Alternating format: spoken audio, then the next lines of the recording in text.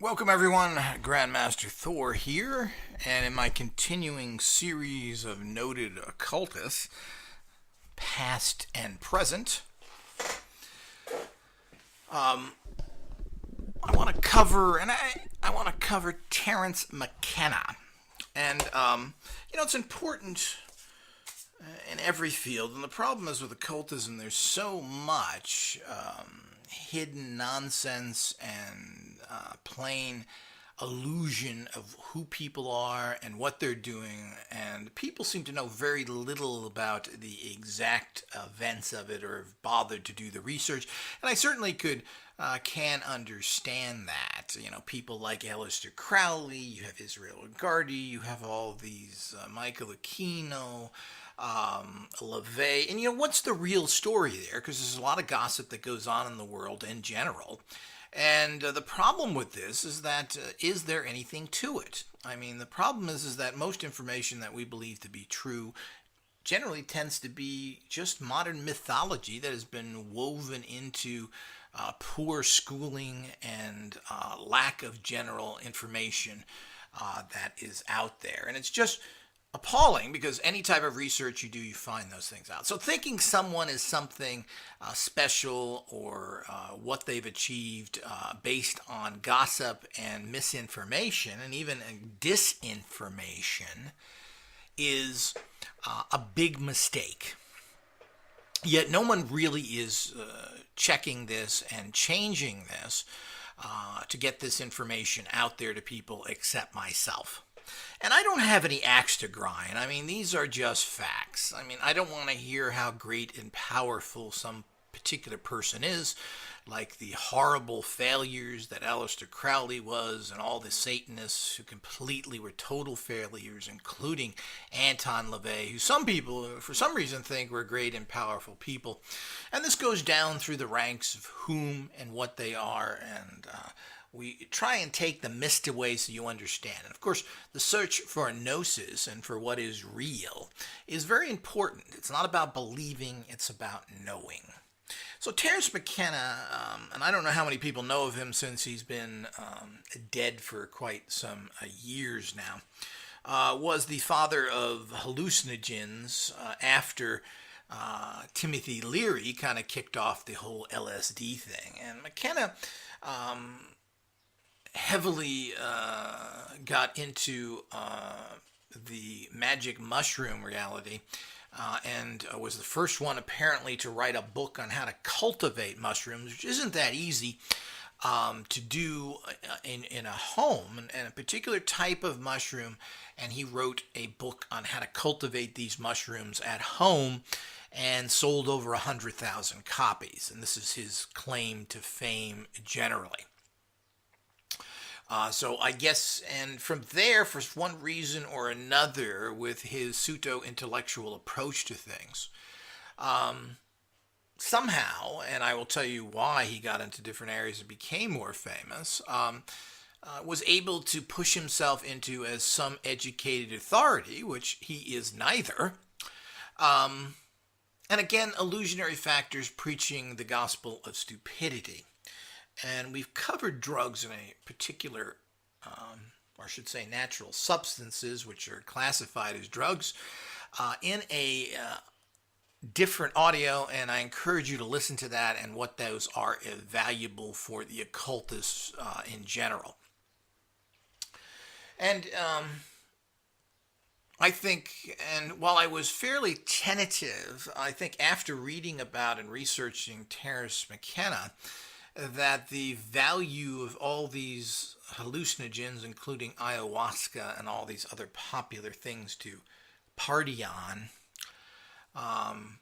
in a pseudo-spiritual nature, and then claiming, well, I only did it to get, higher knowledge, pretty much proves what a bogus nonsense that is. And created fantasies are not knowing. It is not a state of Gnostic or Gnosis where you are at a higher consciousness level. It's a created fantasy. And a created fantasy is just that. And living in a fantasy is not going to empower your life. So, for many years, I listened to Terence Mckenna on an alternative public radio talk show that used to be on very late at night in the Los Angeles area. I believe it was the Tuckman. I forget his first name. Tuckman Los Angeles radio station for NPR, or NPR, National Public Radio, I guess it is. And he had a very interesting show, and he used to play all these tapes of different people. He also covered where I first heard about Michael Aquino and the Temple of Set, and he covered a lot of that information as well, and people who were harassed by them and the other situations. So it was a very fascinating show that gave you a very wide range of information, and he used to play all these particular tapes or lectures, just as actually is what I'm doing now, of people who would talk, and one of them was Terence Mckenna, which he used to play often. And again, I don't really understand, it's people like Tantra somehow think that taking drugs and sex and then saying it's spiritual is some sort of better path. After all, you're not taking drugs, you're having a spiritual reality. You're not fucking, you're doing Tantra. So the whole idea is that this kind of ridiculousness that permeates society and right up to today with the popularity of 50 Shades of Grey, which is just really bad porno that the masses say, well, it's in the bookstore, so it's not really porno, it's just an adult novel. These kind of excuses for a pathetic public of idiots that are too afraid to, if you want to read about that and so forth, why don't you get something that really is a pornographic novel instead of some nonsense created by somebody. Just a little bit ridiculous. Not to mention that that type of sexuality and practices are all over the net for free. It's just a little bit ridiculous. But, it just shows you where the public is going. So, and when it comes to people like Terence Mckenna, you further find out of this guy's not only dubious background and not only the fact that he is a self-admitted criminal, but there's even darker aspects of this. And, this is this hidden agenda I talk so much about that so many people have, even when they confront you with the nonsense of their own reality. Now, Terence Mckenna, who grew up in Colorado and stated, and this is from his lectures, and we will be at the bottom of this page, which we are doing now, you will find a link to his actual lecture where he states what I'm going to repeat here. So this isn't hearsay. This isn't something that I made up. And the other information you can acquire on Wikipedia and other people and other places that show you his basic background, which I'm assuming is correct, at least enough that it is credible. And if someone knows different, as I am always a person of complete fairness, you can let us know and we will let everybody know. But none of these things are anything that is strange or in any way negative. There are statements of fact which appear to be true as based on all the information about him. But he grew up in Colorado from a pretty apparently relatively poor family, not poor enough to go out apparently every year on horseback and hunt elk, which ought to tell you the kind of mentality that his father and his family was, that apparently they chased elk or deer or whatever is in Colorado and killed them and so forth. And I'm assuming like the macho father he had, of course they ate the meat. Of course there was no problem killing a wild beast. That's different eating grown specific use animals, which is still objectionable in my mind. But hunting wild animals is evil. But all in all, he had this great sophisticated spiritual upbringing. Let's blow the head off of some on our horses from half a mile away with scopes. The more heroistic things. Ranks right up there with these people who go and kill wild animals now. From half a mile away with a scope, and somehow they're big heroes like Donald Trumpy's son. So that's where he started, and apparently from there he attended high school somehow with something. He moved out of his family unit, which is again questionable what's happened there, to Palmdale, California, a very low, particularly at that time, a very low-income, poor area of Southern California, located in a deserty type area, where he went to high school. From there, apparently, he was able to get into UC Berkeley, a fine school in itself, and of course the model of California radicalism, which people judge California by what happened in Berkeley in 1969, which of course isn't even as wild as people think it is, just like San Francisco, who recently voted against legalizing prostitution.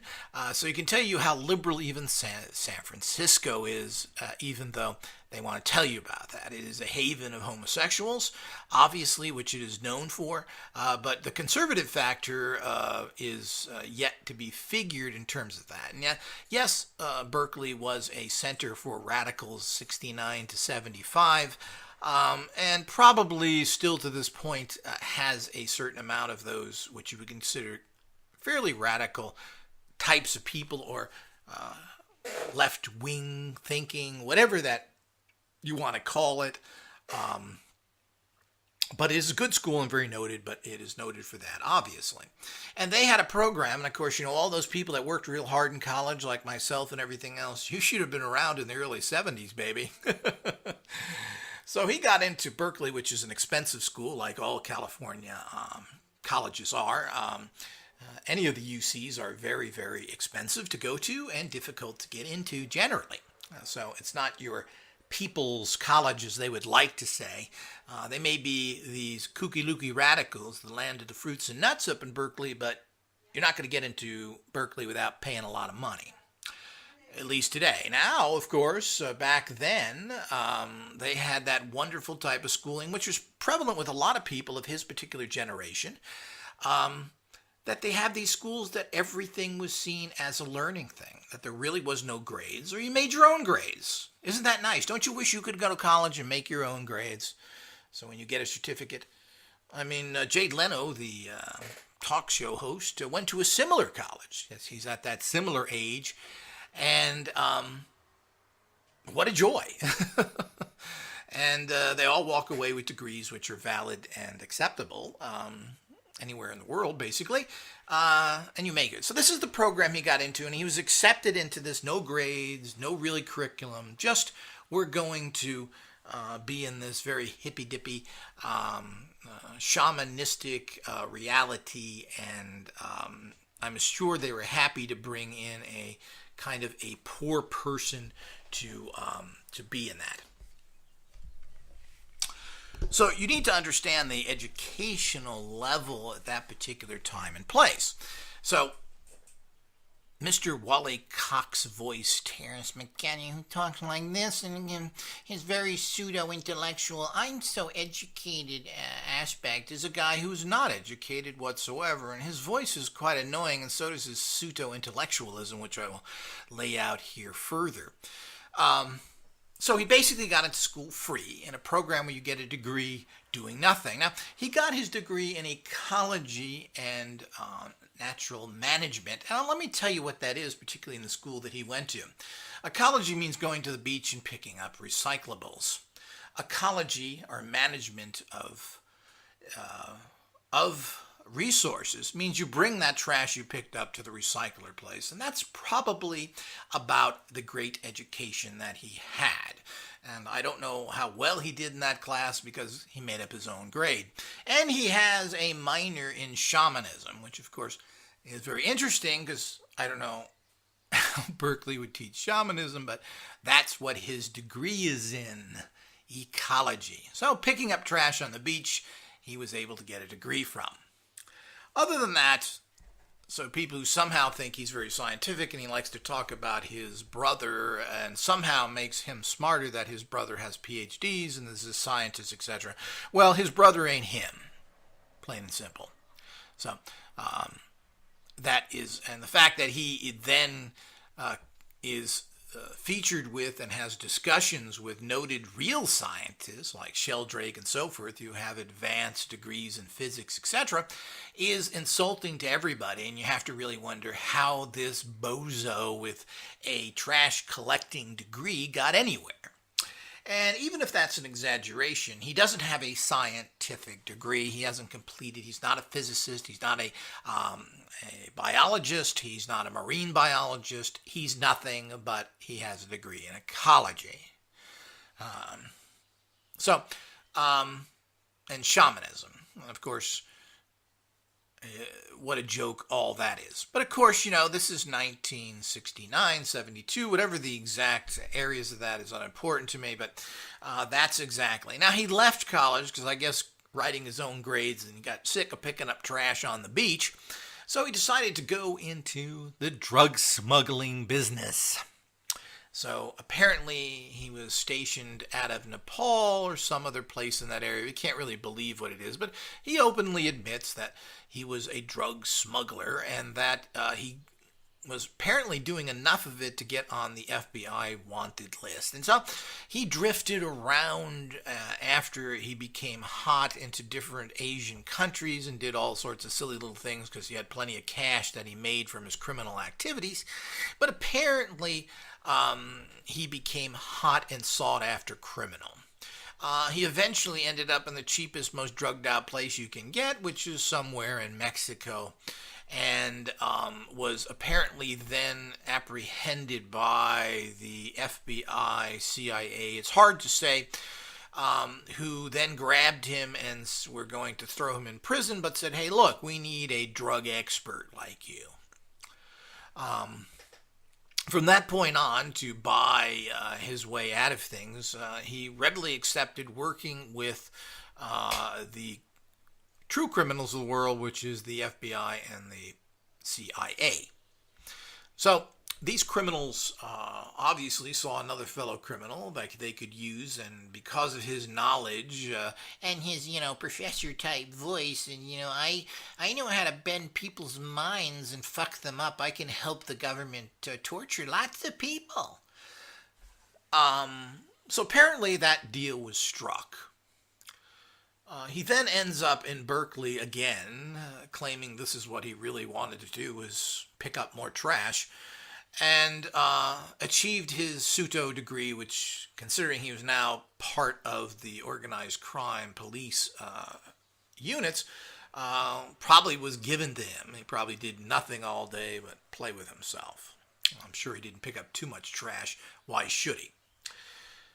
So after that, he spent his time writing this book, which he sold over 100,000 copies of, on how to grow mushrooms, which there's always a market for anything with drugs. People are happy to get into that. So I guess he made a few dollars there. You got to figure he's probably made at least a couple $100,000 from the sales of those books. It's hard to say. They're probably still selling today. And all those things are very, very common. And that keeps selling for time and time again for years and years, because it is a definitive book on growing mushrooms. So that's very interesting to know. But he really hasn't done anything else of note other than that book, and hasn't had a series of books. I believe he's written a few other ones, but doesn't seem, you have to really wonder where his income is coming from, but we know who is paying him as well now. And he readily admits that he's been involved in working with the Black Ops projects, doing all sorts of nasty, dirty deals for the government. He readily admits to this in this lecture, which you can then go down and click on to to hear it from the horse's mouth. And I have recorded these things and kept this on my own computer on a disk, so that, because when I report these types of things, they mysteriously disappear. So, and we know why, boys and girls, don't we? Because you're listening to the only unbiased, uncorrupted source of information. So the whole idea is that that's his background. And He's not educated. He's nothing more than a drug smuggling criminal. He wasn't smuggling mushrooms. It was, who knows what came out of that area. It could be anything. He claims, of course, it was marijuana, but I'm sure it was all sorts of other drugs as well there. You know, we're talking about the heroin capital of the world. Afghanistan is just a couple of leaps from there. So who knows what this guy was actually into, and his low moralistic values as well.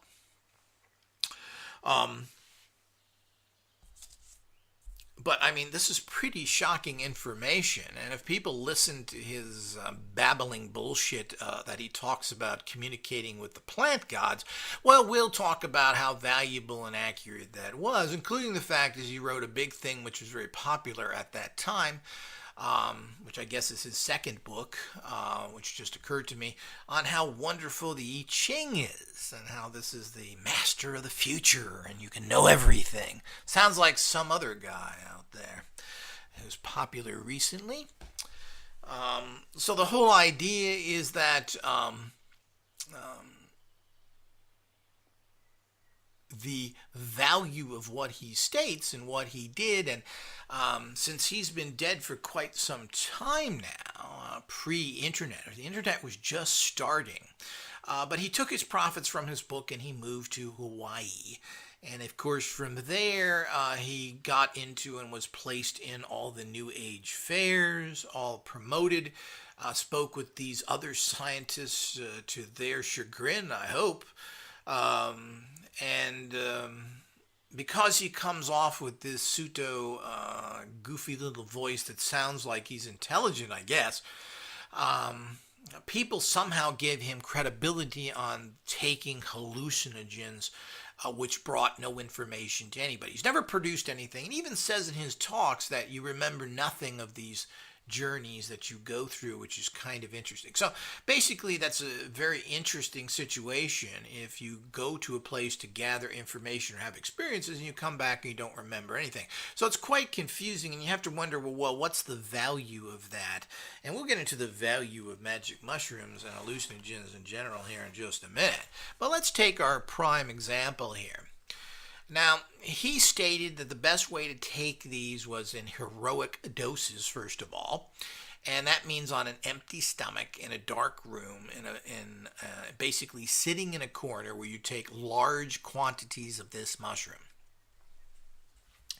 and that you have your experiences, and that this is the way to go.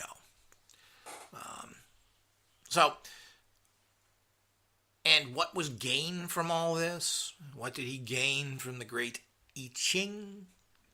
All these things that he claimed, again, was the greatest source of future information that there could possibly be, which was very popular in that particular time. I mean, in the 70s, towards the 80s in particular, and even in the early 80s, the I Ching was the thing to get into. It was the amazing tool, and it is a good tool like so many others, but I don't think it's any better than tarot cards or runes or anything else you're into. Divination systems are interesting and good in their general fashion, and we encourage people to be competent in those systems. So it's not in any way putting down the I Ching. It's interesting, and a lot of people claim they got excellent information from there. But when we look at his life here, the reason that becomes in question is because we're going to what happened to him and what he did. So, and apparently throughout this entire reality, he was smoking huge quantities of marijuana every day, all the time, which is very typical of marijuana users a lot. Marijuana being such a basic low-level drug, and being a natural plant as it is. And anybody who smoked it understand that you don't really stay high for very long. People who want to stay high or get a buzz on all the time, you pretty much have to smoke marijuana all the time. And that's, of course, what he did. And, of course, smuggled this stuff and everything else. And what's amusing is what happened to him and then who he blames for it is quite ironic. But here's this guy who's, and talked all this really psychobabble. I mean, Carlos Castaneda had very well-written, fascinating books that used a certain hallucinogenic factor of using peyote and other things. But the books were really masterpieces, as I've done a talk on him, and you can listen to that, of interesting information and philosophical. There's really nothing there, just as with most of these types of things, in terms of practical how-to information. But they are a great tool philosophically, and really makes you think of what the supposedly Don Juan, who I believe is a fictional character, but it doesn't really matter. They're masterpieces of shamanic thinking and philosophical thinking in general, and there are really some gems in there, and they're damn good reading. They're excellently written by this guy, and Castaneda was a fascinating person, and kept himself in a secretive position, so nobody could really say what he was up to, and certainly lived up to his image to a certain degree. But here again, here's a guy who died in his 70s or 80s from cancer. Doesn't show that there was great shamanic power there. And this is what is the problem with everybody. In the end, if you preach you're this great path and you've done this great work and you claim you have these great intellect, and then something happens that contradicts it, as soon as it's like being an immortalist and saying that, you're living long, you can do this until you die. And then if you die fairly young, there's a problem there. So your system shows that it doesn't work, and this is the case with a lot of people. Particularly, there was an immortal group in the 80s and 90s, and these people became sick and died and so forth. Jean Savoy, the great immortalist using solar energies, died at 80. Not very great when you got people living to 85 to 90 that live on cigarettes and whiskey. So, these are the problems with people. So what did old Terence Mckenna there? Well, apparently he became possessed by the internet and thought this was and it is a fantastic tool.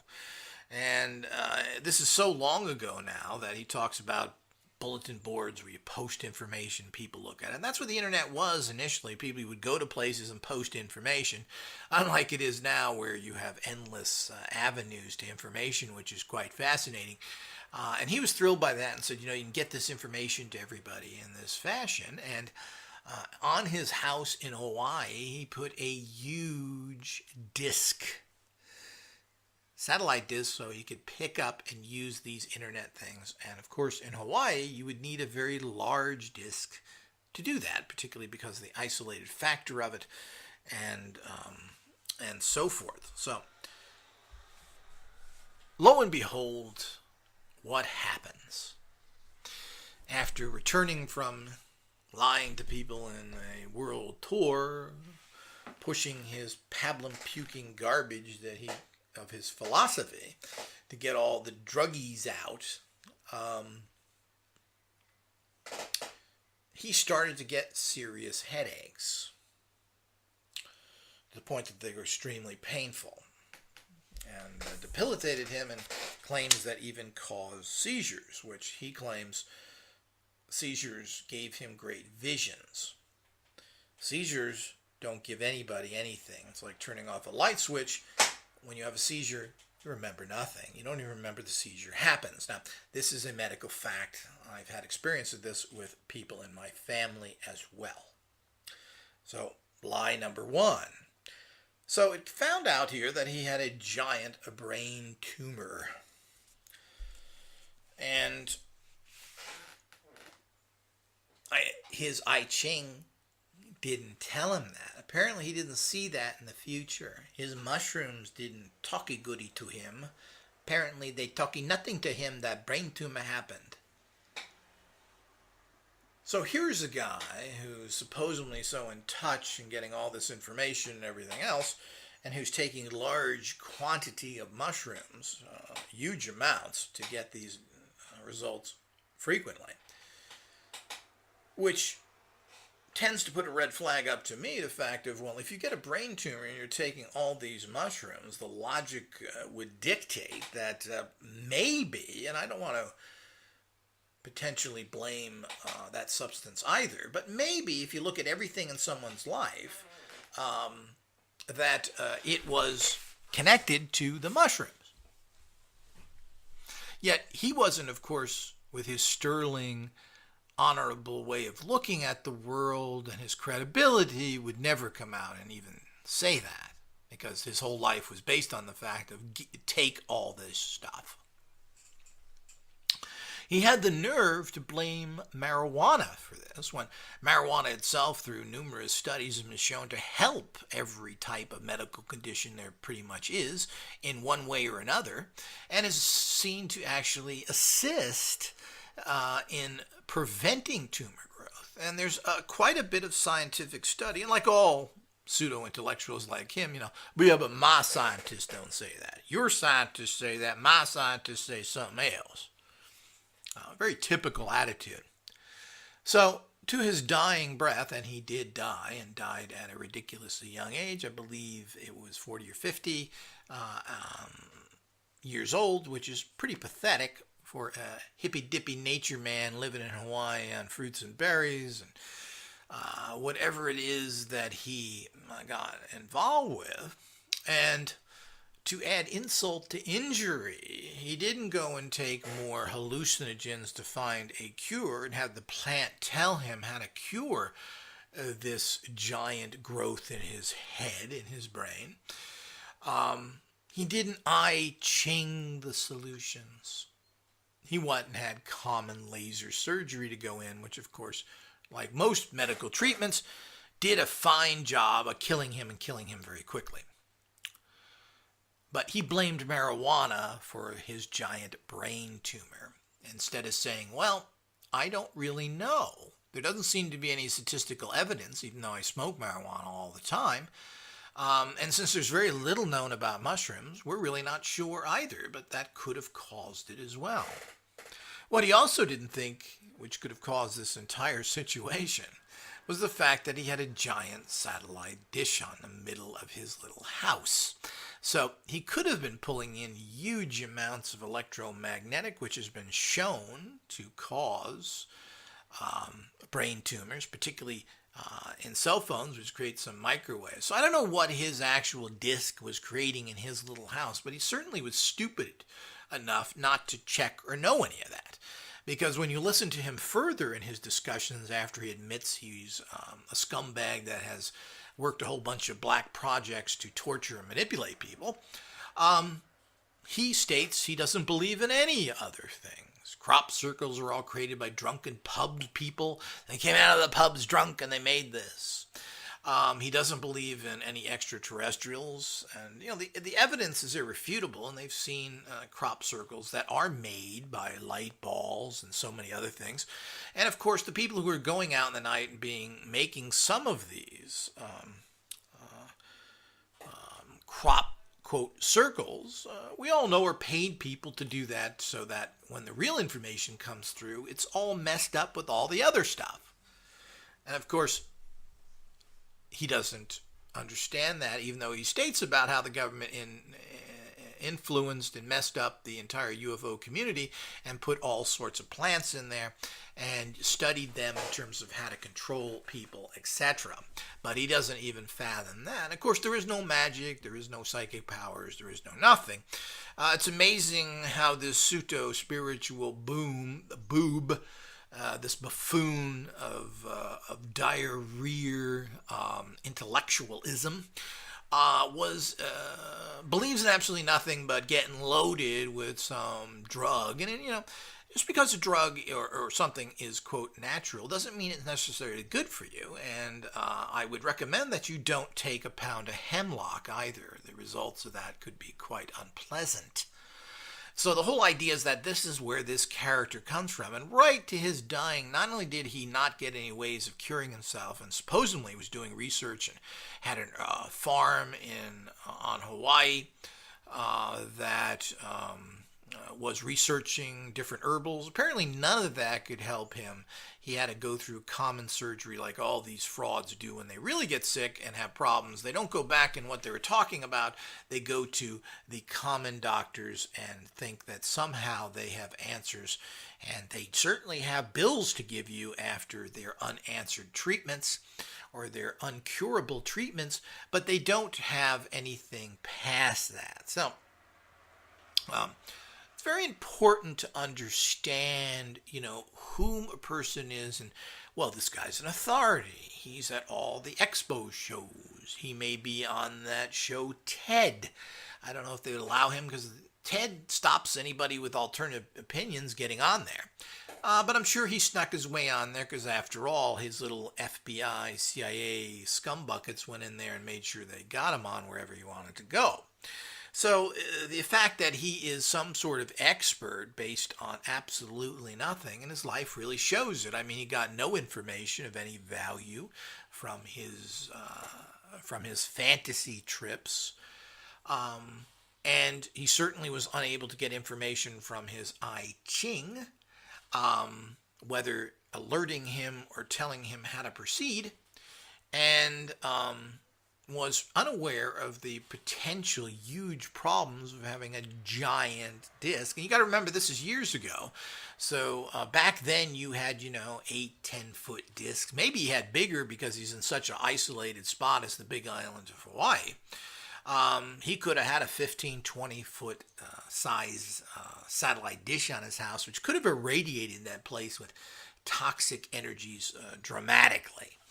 We don't really know. We do know that microwaves from cell phones do cause brain tumors. It's been pretty much verified by the Swedish in their research there. So the fact that this could have also happened from satellite dishes, which are receiving and broadcasting, even though I don't think they work off of microwaves. Whatever's happening there, we don't really know. But that was his point. His point was, well, doctors, if marijuana helps brain tumors, we wouldn't be here because I've got... Well, it doesn't mean it helps everything. That's like saying, antibiotics cure everything. Anybody who knows anything about alternative health in particular, or any subject in general, is not everybody does that. The type of cancer you have, and maybe the marijuana saved him for 15 or 20 years. Who knows? That tumor could have been growing from his abusive mushroom use, and then with that tumor that was already there, the marijuana may have suppressed it for years and years and years. And then, of course, it couldn't fight the fact that your brain is being hammered by toxic waves from a giant dish on your house. So, for such an intellectual, he made sure he went out and blamed the most innate drug there is out there. They're probably the safest, best thing in that particular category, which is marijuana. And there's just endless studies to that. And, nobody's died from an overdose of marijuana. Marijuana generally tends to mellow you out, unlike alcohol and the proven murderer of cigarettes. So the idea is that to be such a scumbucket, on top of everything else of torturing people and giving the government how to fuck people's minds up using toxic substances, besides all those charming little fun things that he was involved with, as well as smuggling drugs and being a drug smuggler. Besides all those charming things, he comes out against marijuana. I mean, it's really shocking the kind of intellectual midget this guy is on every aspect. And by the way, he couldn't get great information on how to save his marriage from the I Ching or from the mushroom. They had nothing to say about how come his marriage broke up. So, this buffoon of imbecilic knowledge needs to be very well known to the public that this is this guy's history. And this is what he manifested from all these great brain trips. It's very interesting that he's taking psychoactive. That means it works on your brain, people, if you don't quite understand that. It's not psychic senses. Psychoactive means active within your mind. So, now, marijuana is not psychoactive per se. It affects those areas because it becomes blood traveled and goes into your brain. Of course, it creates things. Your brain, no matter what you take, whether it's sugar or coffee, is affected by it. But it's not as so direct as taking a mushroom that's causing all these things and huge quantities of that, which supposedly gives you a really powerful trip for a relatively short period of time. Now the problem with that is that it means you keep repeating it. He claims it only lasts 5 minutes or whatever. I'm not sure if that's exact, but it's 5, 10 minutes, whatever in those areas. But that means that you're out of the trip, and that means, well, let's have another one. So how many of this did he use? How often in a day did he do this? 10 times, 20 times, 100 times? Who knows? I mean, these are natural substances. They're cheap to grow. So it's very easy to take these consistently, particularly where he was. I'm assuming in that Hawaiian climate, he was able to grow endless amounts of these mushrooms. Now, the whole problem with any hallucinogenic forced experience, and this is very typical of shamans from all traditions, vision quests that American Indians did, by torturing themselves. There's a movie that showed some of this, a man called Horse, where they inflicted terrible torture on themselves, which created these huge amounts of chemicals within the brain. It was very common for American Indian shamans to starve themselves to death, so they start getting hallucinogens. And of course, the using of peyote and any other thing that can produce these things is that you are artificially producing these at a very high level. And while it does break your connection with the common world, which is beneficial when done in a much more controlled fashion, you are creating an experience which is plain and simple 99.9% fantasy. And what do you get out of it? Now, shamans and other traditions are supposed to go to the underworld and talk to a plant and say, well, how do I use this to cure people? Now, at least if that works, and it's part of their tradition that you bend your mind to get solutions that you wouldn't normally think of yourself, apparently has some validity. And I've always said that, if you do these things, you should do it under a trained shaman. And of course, you only want to use natural substances.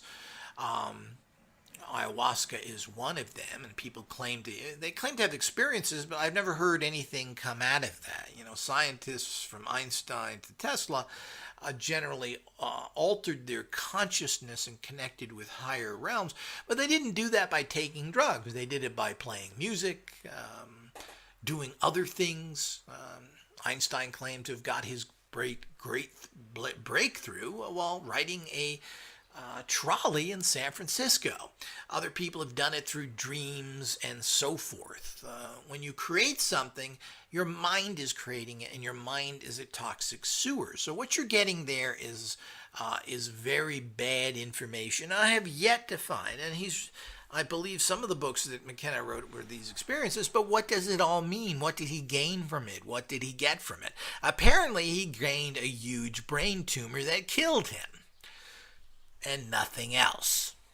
So, not only, as he said, do we go back to all of his scumbucket ways of operating and being the low-life, drug-smuggling, informant, torturer that he was, all the information that he provided is bogus nonsense, because the technology he used to obtain this information is nothing more than fantasies created from his own mind. And here again, you may argue from his research and other things. Another very interesting thing is the Escalon Institute in Big Sur, California, south of San Francisco, basically got his library and all of his notes on his practices. And what happens in so many of these cases, and it just gets to be, it's so classic and so amusing. It just goes on and on and on, like the files that were found in the Proscenio, where Michael Aquino was accused of many things. And mysteriously, the place where all the files were kept burnt down. And guess what happened to old Terence's library and notes?